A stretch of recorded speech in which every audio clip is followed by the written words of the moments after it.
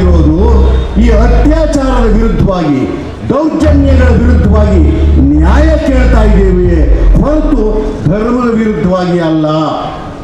ಸೌಜನ್ಯ ನಮ್ಮೆಲ್ಲರ ಮನೆಯ ಮಗಳು, ನಮ್ಮೆಲ್ಲರ ಮನೆಯ ಹೆಣ್ಣು ಮಕ್ಕಳ ಮಾನ ಪ್ರಾಣವನ್ನ ಸಂರಕ್ಷಿಸುವ ಒಂದು ಪ್ರತೀಕ ಸೌಜನ್ಯ. ಆ ಧರ್ಮಸ್ಥಳದ ರಿಪಬ್ಲಿಕ್ನಲ್ಲಿ ನಡೆಯಬಾರದ ದೌರ್ಜನ್ಯಗಳು, ಅತ್ಯಾಚಾರಗಳು ನಡೀತಾ ಇದ್ದೇವೆ. ಎಲ್ಲ ಹೋರಾಟದ ಬಂಧುಗಳಿಗೆ ನನ್ನ ನಮಸ್ಕಾರಗಳನ್ನು ಹೇಳ್ತಾ, ನಿಮಗೆ ವಿಶೇಷವಾಗಿ ಹೇಳಬೇಕಾದ್ದೇನಿಲ್ಲ, ಇಡೀ ಜಗತ್ತಿಗೆ ಗೊತ್ತಿರುವಂಥ ಸಂಗತಿ ಇದು. 1944ರಲ್ಲೇನೆ ಅಲ್ಲಿ ನಡೆಯುತ್ತಿರುವ ದೌರ್ಜನ್ಯಗಳ ವಿರುದ್ಧವಾಗಿ ರಾಷ್ಟ್ರಕವಿ ಕುವೆಂಪು ಅವರು ಬರೆದ ಪದ್ಯವೊಂದನ್ನು ವಾಚಿಸುವ ಮುಖೇಣವಾಗಿ ಈ ಹೋರಾಟ ಇವತ್ತು ಅನಾವರಣಗೊಂಡಿದೆ. ಇವತ್ತು ಮಾತ್ರ ಪ್ರಾರಂಭವಾಗಿರೋದಲ್ಲ ಎನ್ನುವ ವಿಷಯವನ್ನು ಸೋದರಿ ಈಗಾಗಲೇ ಸಂಪೂರ್ಣವಾಗಿ ವಿವರಣೆ ಕೊಟ್ಟ ರೀತಿಯೊಳಗೆ, ಚಾರಿತ್ರಿಕ ಹಿನ್ನೆಲೆಯ ವಿವರಣೆ ಕೊಟ್ಟ ರೀತಿಯೊಳಗೆ ಮಾತನಾಡಿದ್ದಾರೆ. ಅಲ್ಲಿ ಒಂದು ಮಾತು ಹೇಳ್ತಾರೆ ಕುವೆಂಪು ಅವರು, ಅಲ್ಲಿ ನಡೆಯುತ್ತಿರುವ ದೌರ್ಜನ್ಯ ಮತ್ತು ದುರಾಡಳಿತ ಇವುಗಳ ವಿರುದ್ಧವಾಗಿ ಧರ್ಮ ಅಂದ್ರೆ ಏನು ಎನ್ನುವುದನ್ನು ಹೊಸ ವ್ಯಾಖ್ಯೆಯೊಳಗೆ ಪ್ರಶ್ನಿಸಿ ಹೇಳಿದರೆ ಅಲ್ಲಿಯ ಮುಖಂಡರಿಗೆ, ನಿನ್ನಲ್ಲಿ ಆತ್ಮವೇ ಇದ್ದರೆ ನೀನು ವಿವೇಚನೆ ಮಾಡಿದಂತೆ ಇದಕ್ಕೆ ಉತ್ತರ ಕೊಟ್ಟುಕೊಂಡು ಮುನ್ನಡೆ, ಧರ್ಮದ ಪರವಾಗಿ ನಾವು ಧ್ವನಿ ಎತ್ತಿದ್ದೇವೆ ಅನ್ನೋ ರೀತಿಯೊಳಗೆ ಅಲ್ಲಿ ಕುವೆಂಪು ಹೇಳಿದ್ದಾರೆ. ಆ ಕುವೆಂಪು ಅವರ ಆಶಯ ಇವತ್ತೂ ಕೂಡ ವಿಸ್ತರಿಸಿಕೊಂಡ ರೀತಿಯೊಳಗೆ ನಡೀತಾ ಇದೆ.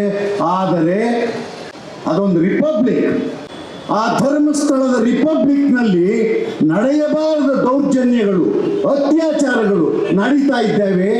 ನಾವು ಕೇಳ್ತಾ ಇರೋದು ಈ ಅತ್ಯಾಚಾರದ ವಿರುದ್ಧವಾಗಿ, ದೌರ್ಜನ್ಯಗಳ ವಿರುದ್ಧವಾಗಿ ನ್ಯಾಯ ಕೇಳ್ತಾ ಇದ್ದೇವೆ ಹೊರತು ಧರ್ಮದ ವಿರುದ್ಧವಾಗಿ ಅಲ್ಲ, ಧರ್ಮದ ದೇವಸ್ಥಾನಗಳ ವಿರುದ್ಧವಾಗಿ ಅಲ್ಲ, ದೇವರುಗಳ ವಿರುದ್ಧವಾಗಿ ಅಲ್ಲ. ಉತ್ತರ ಕೊಡಬೇಕಾಗಿರೋದು ನಿಮ್ಮ ನೈತಿಕ ಹೊಣೆ. ಅದರ ಆಡಳಿತ ನಡೆಸ್ತಾ ಇರ್ತಕ್ಕಂಥ ಧರ್ಮಾಧಿಕಾರಿ ಏನಿದ್ದಾರೆ ಅವರ ನೈತಿಕ ಹೊಣೆ, ಇದಕ್ಕೆ ಉತ್ತರ ಕೊಡಬೇಕಾದ್ದು. ಕೊಂದವರಾರು? ಧರ್ಮಸ್ಥಳದ ಪರವಾಗಿ ಹೋಗ್ತಕ್ಕಂಥ ಸಾವಿರಾರು ಕಾರುಗಳನ್ನು ತೆಗೆದುಕೊಂಡು ಇಲ್ಲಿಂದ ಧರ್ಮಸ್ಥಳಕ್ಕೆ ಹೋಗ್ತಾ ಇದ್ದಾರಲ್ಲ, ನಿಮ್ಮ ಮನೆಯಲ್ಲಿ ಹೆಣ್ಮಕ್ಳಿಲ್ವಾ? ನಿಮ್ಮ ಮನೆ ಹೆಣ್ಮಕ್ಳ ಕಣ್ಣೀರು, ಮಾನ, ಪ್ರಾಣ ಇವುಗಳ ಬಗ್ಗೆ ಕಿಂಚಿತ್ ಯೋಚನೆ ಮಾಡಿ. ನೀವು ಯಾರ ಪರವಾಗಿದ್ದೀರಾ? ನಿಮ್ಮ ಆಡಳಿತ ಯಾರ ಪರವಾಗಿ?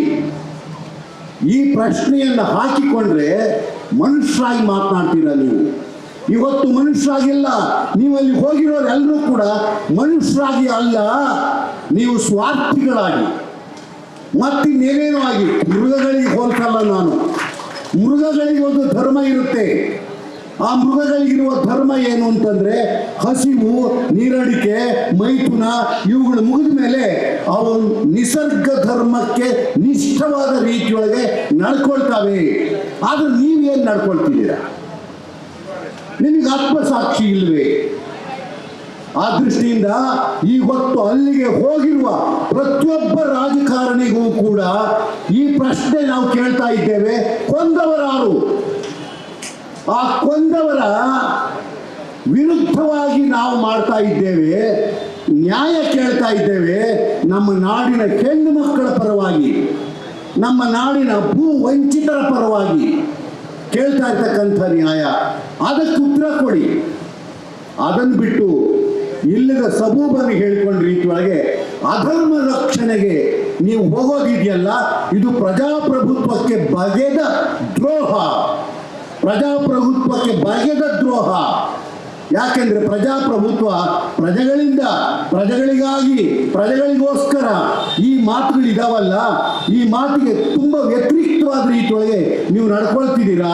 ಉಳ್ಳವರ ಪರವಾಗಿ, ದುಷ್ಟರ ಪರವಾಗಿ, ದೌರ್ಜನ್ಯವನ್ನು ಎಸಗುವವರ ಪರವಾಗಿ ನೀವು ಧ್ವನಿ ಎತ್ತೋದಾದ್ರೆ ನಿಮಗೆ ಧಿಕ್. ಆ ದೃಷ್ಟಿಯಿಂದ ಇವತ್ತು ಸೌಜನ್ಯ ನಮ್ಮೆಲ್ಲರ ಮನೆಯ ಮಗಳು, ಕೇವಲ ಒಬ್ಬರು ಹೆಣ್ಣು ಮಗಳಲ್ಲ, ನಮ್ಮೆಲ್ಲರ ಮನೆಯ ಹೆಣ್ಣು ಮಕ್ಕಳ ಮಾನ ಪ್ರಾಣವನ್ನ ಸಂರಕ್ಷಿಸುವ ಒಂದು ಪ್ರತೀಕ ಸೌಜನ್ಯ. ಏನ್ರಿ ಎಂಥ ದೌರ್ಜನ್ಯ! ಆ ನೇತ್ರಾವತಿಯೊಳಗೆ ಹರಿದ ನೆತ್ತರಿಗೆ ಬೆಲೆ ಕಟ್ತೀರ ನೀವು? ಎಷ್ಟು ನೆತ್ರ ಹರಿದಿದೆ? ನಿಮ್ಮ ಅಂತಃಸಾಕ್ಷಿಯನ್ನು ಪ್ರಶ್ನಿಸಿಕೊಂಡಂತೆ ಈ ಪ್ರಶ್ನೆಗೆ ಉತ್ತರ ಕೊಡಿ. ನಾವು ಧರ್ಮಸ್ಥಳದ ವಿರುದ್ಧವಾಗಿ ಅಲ್ಲ, ಧರ್ಮಸ್ಥಳದೊಳಗೆ ನಡೆಯುತ್ತಿರುವ ಅತ್ಯಾಚಾರದ ವಿರುದ್ಧವಾಗಿ, ದೌರ್ಜನ್ಯದ ವಿರುದ್ಧವಾಗಿ ನಮ್ಮ ಹೋರಾಟ ಇರ್ತಕ್ಕಂಥದ್ದು. ಅದಕ್ಕೆ ಉತ್ತರ ಕೊಡಿ. ಉತ್ತರ ಕೊಡಬೇಕಾದ್ದು ಧರ್ಮಾಧಿಕಾರಿಯಿಂದ ಹಿಡಿದು ಸರ್ಕಾರದ ಎಲ್ಲ ಹೊಣೆಯನ್ನು ಹೊತ್ತವರ ಪ್ರಶ್ನೆ, ನೈತಿಕ ಪ್ರಶ್ನೆ. ಅದಕ್ಕಾಗಿ ನಾವು ಕೇಳ್ತಾ ಇದ್ದೇವೆ. ನಿಮ್ಮೆಲ್ಲರಿಗೂ ನಮಸ್ಕಾರ. ನಮ್ಮ ಹೋರಾಟ ಉತ್ತರ ಕೊಡುವವರೆಗೆ, ಆತ್ಯಂತಿಕ ಸತ್ಯವನ್ನು ಮುಟ್ಟಿಸುವವರೆಗೆ ಈ ಹೋರಾಟ ಇರುತ್ತೆ ಎನ್ನುವ ಘೋಷಣೆಯನ್ನು ಹೇಳ್ತಾ ನನ್ನ ಮಾತು ಮುಗಿಸೋದಿಲ್ಲ, ನನ್ನ ಮಾತು ಮುಂದುವರಿಯುತ್ತೆ ಎಲ್ಲರ ಮಾತುಗಳ ಜೊತೆಯೊಳಗೆ ಎನ್ನುವ ಮಾತನ್ನು ಹೇಳಿ ನಾನು ಇಲ್ಲಿಂದ ನಿರ್ಗಮಿಸ್ತೇನೆ.